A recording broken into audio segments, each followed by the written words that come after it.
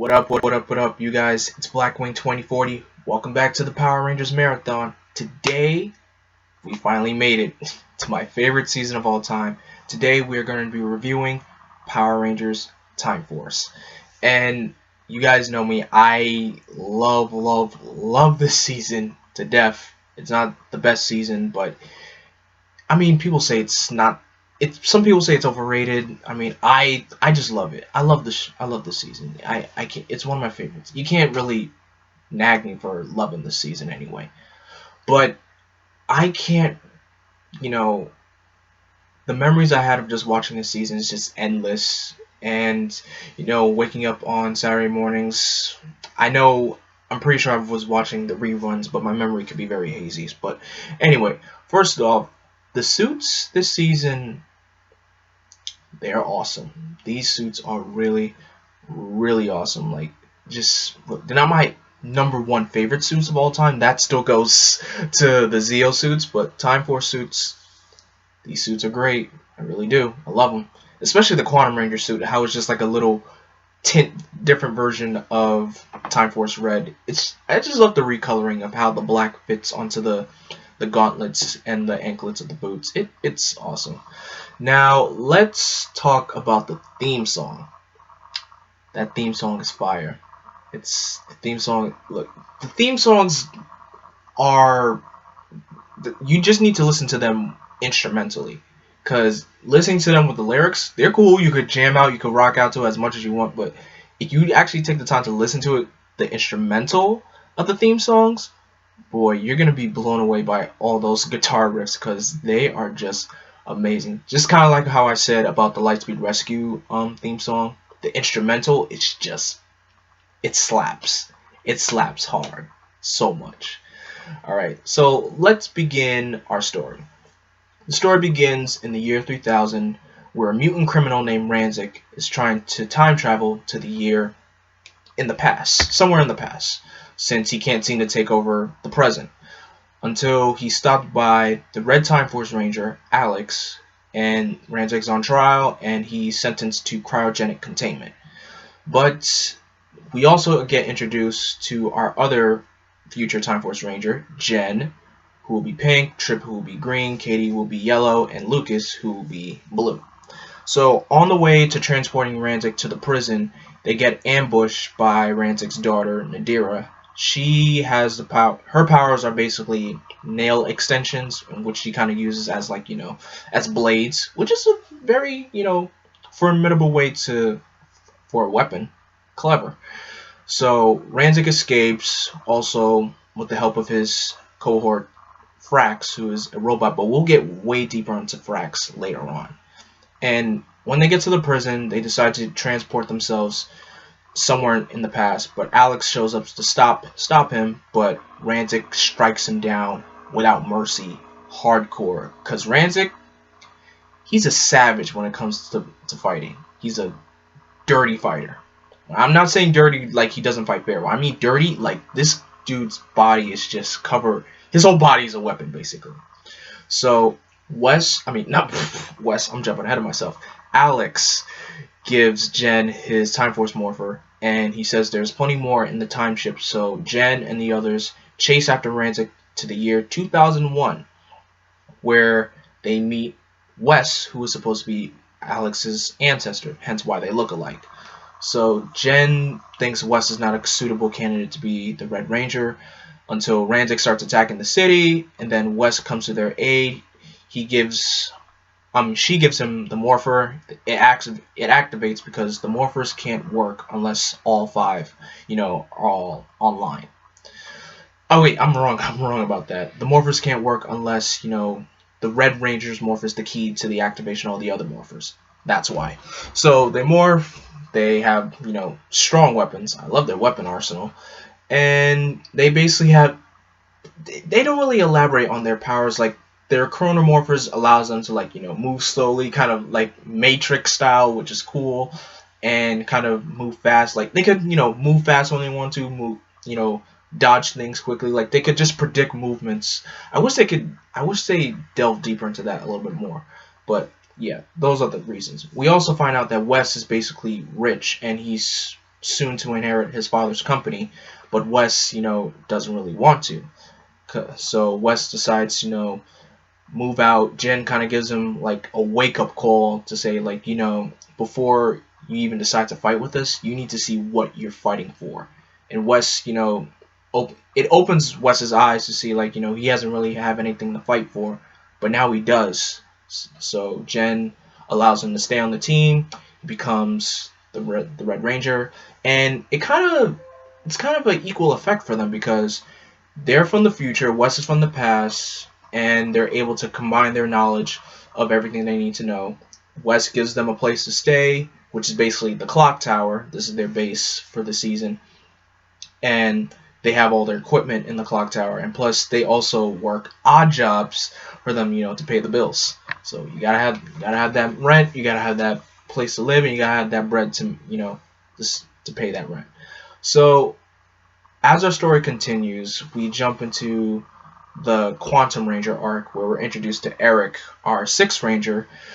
He's a former friend of Wes, and they kind of have a bit of a rivalry because Eric is basically someone, would you say, he started from the bottom trying to work his way up, and Eric is also part of the Silver Guardians, which is I won't say a police department, but like a mobile unit that protects the city, but they have to pay their customers, which doesn't make sense. Why you have to charge people to protect the city, which it doesn't make no sense to me.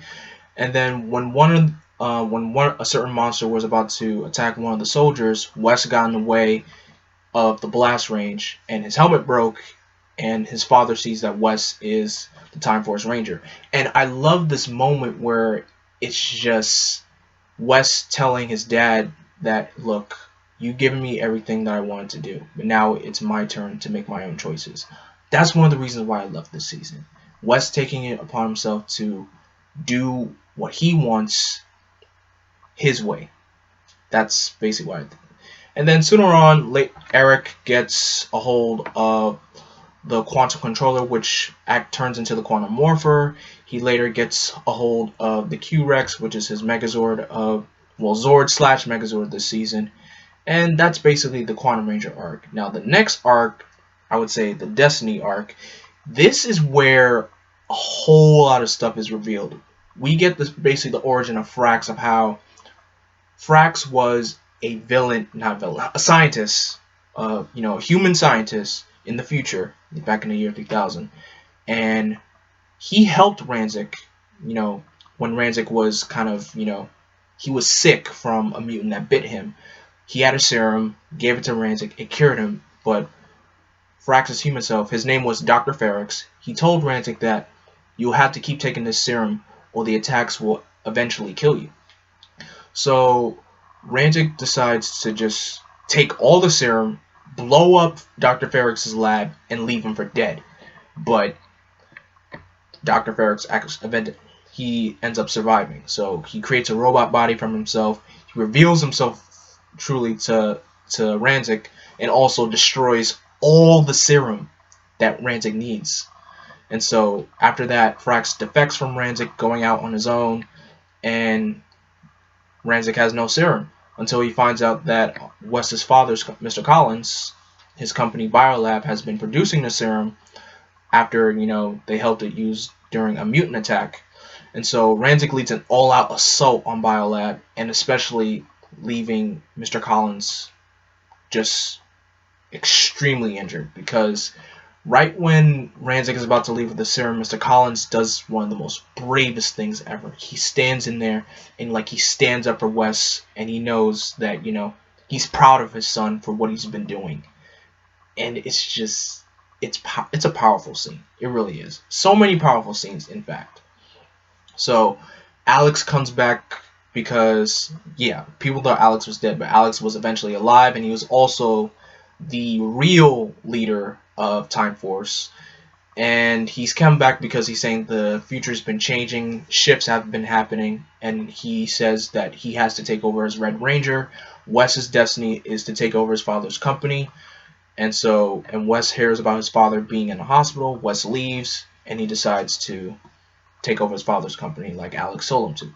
Alex is a bit of a snob when it comes to leading the team. His methods are not the best, and he goes by such a rule book. It doesn't the fallout is not perfect.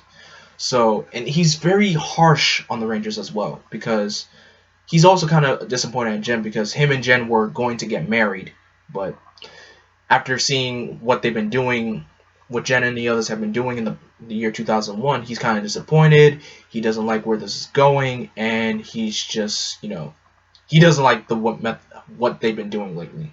But he has been keeping track of their progress on the low. So Wes decides to, not be the head of Biolab, and he tells, Jen gives Wes back his morpher, takes over back as Red Ranger, and Alex really, learns that, we all make our own destiny. And I love that line, by the way. So now let's jump into like the final arc. I would say it's one of the most hardcore top tier finales in Power Rangers history. We have so many time vortexes opening up into the sky, and Wes sends the others back into the future because Alex told them they must. If they do, they're all gonna die. So Wes, sends them back to a time ship. Wes stays in his time to fight along with Eric, but Eric, of course, is getting ambushed. Like it's like Armageddon. This whole time, it's like Armageddon, and Wes and Eric have this super cool moment where Eric is just like, explaining to Wes, like, I was struggling for so much, and I have struggled all my life to pull my life from the gutter. And he looks at Wes because he's basically jealous of Wes because he's rich, Wes is rich, and Eric is poor, and he has, had to force him, to grind. Eric was on that grind, and he's all like, you and I have nothing in common. And Wes, just gives Eric the real talk, because we may have grown up. He was like, we may have grown up differently, but we have a lot in common. We both fought to change our destinies, and we both succeeded. And then I just love this line where he's like, look at this. We're Power Rangers, Eric. And friends or not, we are the only chance the city has right now. Now let's do it. I love that scene. That scene within itself is like Emmy worthy, if I would say. I mean, the show was nominated for an Emmy, but that scene within itself, that's worthy of an Emmy in my book. So, Wes and Eric are busy defending the city. Mr. Collins is lending help as much as he can. And, when one of the minions, the Cyclobots, is about to shoot Mr. Collins, Eric gets in the way of the blast and gets seriously injured. So Eric gives Wes the Quantum Morpher to, get control of the Q-Rex from, because he's controlled by a special crystal called Trizerium crystals, and they're not supposed to be effect for a long time, because all these shifts that's happening, because certain things in the present aren't supposed to be showing up until like years and years and years later. That's what Alex means by those shifts. Hence also why the Trizerium crystals are opening those time vortexes in the sky. So Wes goes to defend the city, but he's overrun. The other Rangers, they arrive back in the year 3000, about to enter memory adaptation, but Jen stops them before they can start. So she gives Alex his ring back because she really is in love with Wes. They head back in time to the year 2001. They stop the Cyclobots. They defeat Frax and his robot Doontron. They face off Rantic, but they get their butts whooped. They get their butts whooped hard.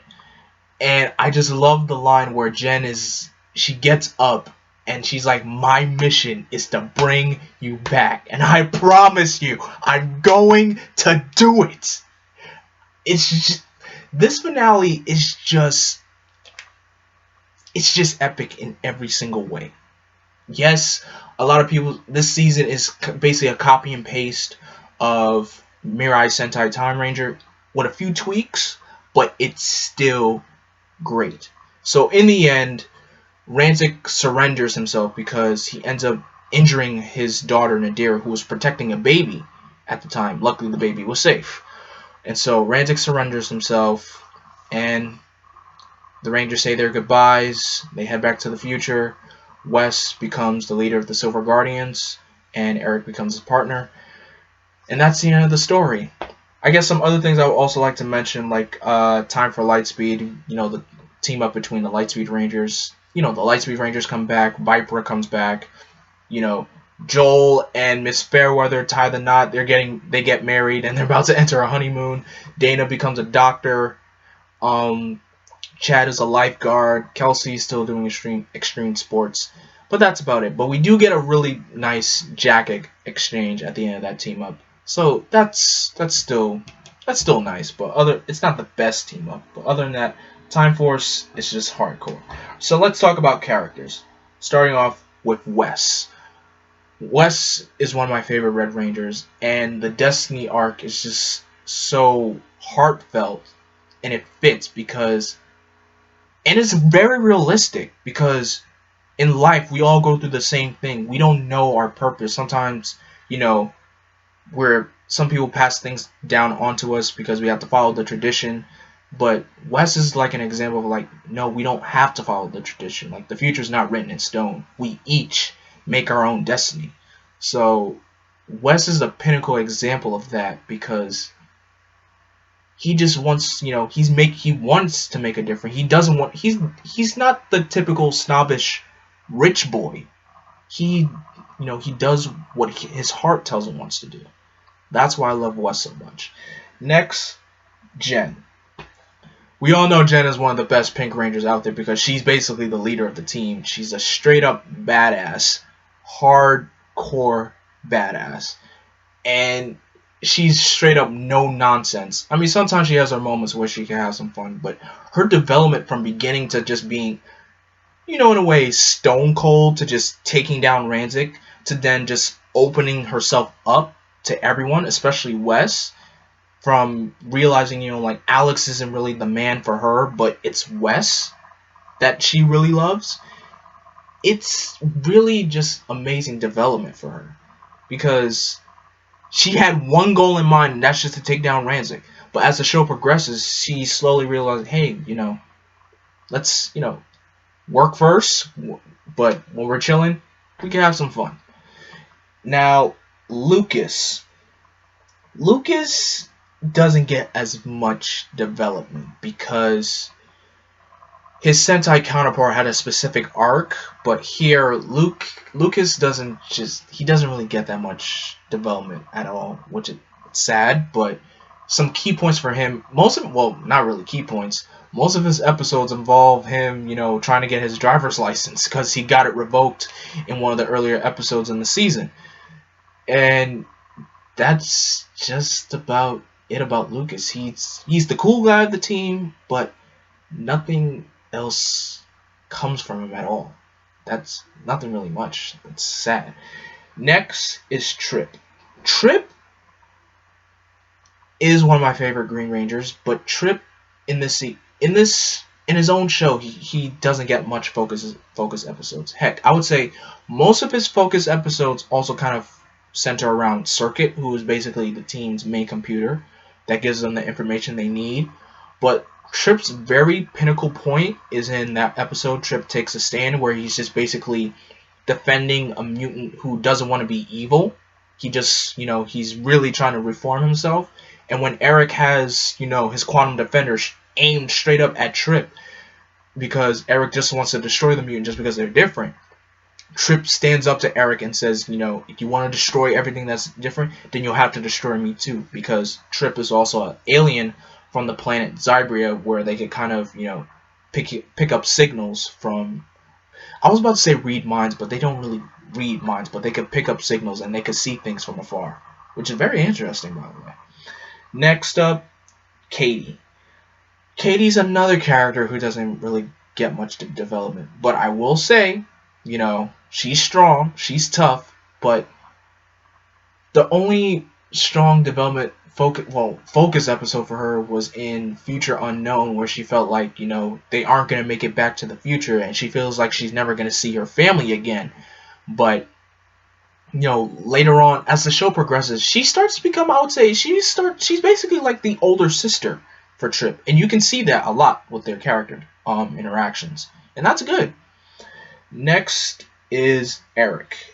Eric is someone that starts off being so power hungry to getting such a big wake up call in the at the end, saying, like, maybe getting all this power isn't going to bring me happiness or bring me peace at all.